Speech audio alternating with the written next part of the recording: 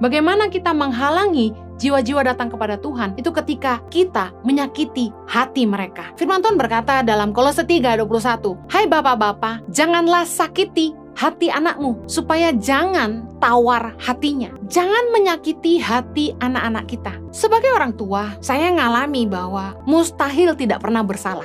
Tidak ada orang tua yang sempurna. Tapi secara sederhana, kalau kita salah, minta maaf saja. Jadilah orang tua yang rendah hati. Jangan otoriter, yang hanya menuntut anak untuk nurut, taat.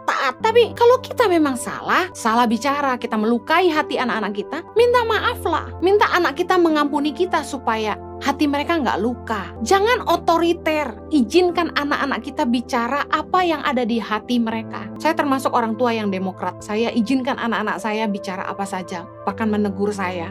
Cara saya mendidik anak-anak saya adalah tangan kanan mendidik dengan ketegasan, tangan kiri mendidik dengan kasih dan pelukan. Kita nggak bisa memaksa anak kita hanya taat.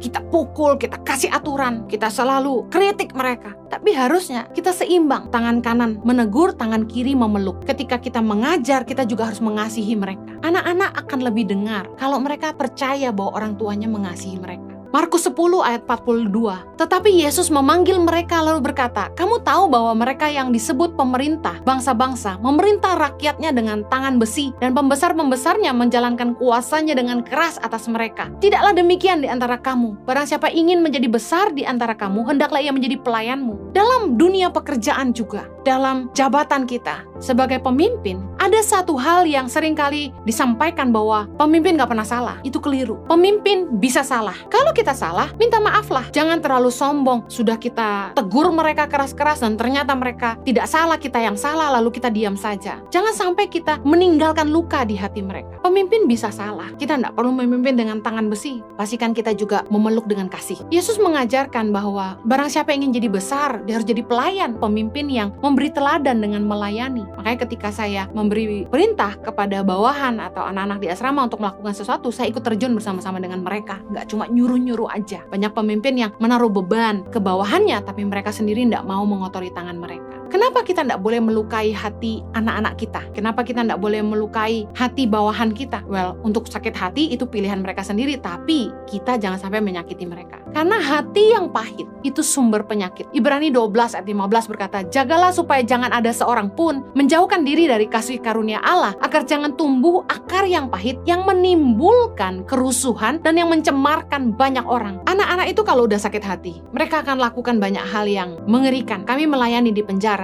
Bagaimana anak-anak ini bisa jadi drug addict, mereka mencuri, mereka memperkosa anak orang, dan lain sebagainya. Keluar dari luka kepada orang tua mereka. Ada yang ditelantarkan orang tua, ada yang orang tuanya keras terhadap mereka, ada yang orang tuanya sering merendahkan mereka, memberikan caci maki yang membuat anak-anak ini merasa tidak dihargai. Saya lihat betapa hati itu sumber kehidupan. Firman Tuhan berkata Amsal 4:23, "Jagalah hatimu dengan segala kewaspadaan, karena dari situlah terpancar kehidupan." Karena keadaan hati kita akan menentukan hidup kita. Matius 15 ayat 19 berkata gini, "Karena dari hati timbul segala pikiran jahat, pembunuhan, perzinahan, percabulan, pencurian, sumpah palsu, dan hujat." Berangkat dari luka kepada orang tua, anak-anak bisa bikin begitu banyak masalah. Cari pelarian dari luar, cari perhatian, bikin masalah di sekolah, ganti-ganti pacar karena kekurangan kasih dari papa mama. Mari jangan sakiti hati anak-anak kita. Kalau kita membiarkan mereka terluka tanpa menyelesaikannya, kita akan membuat mereka jauh dari kasih karunia Allah. Mari bereskan. Minta maaf kepada pasanganmu, minta maaf kepada anak-anakmu,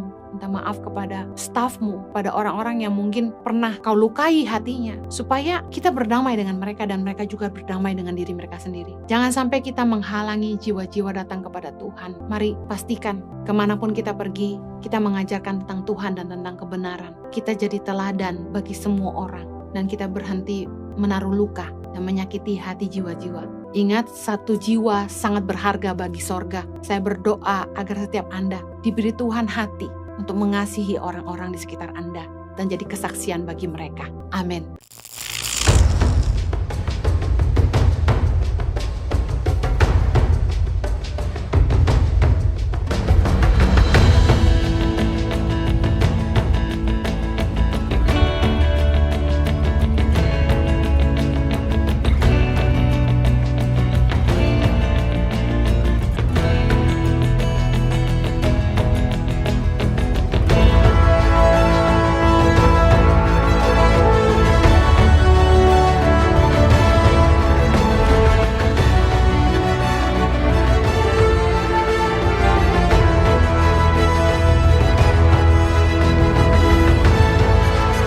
Cerita anak pedalaman dalam meraih mimpi dan mengejar cita-cita bersama Tangan Pengharapan.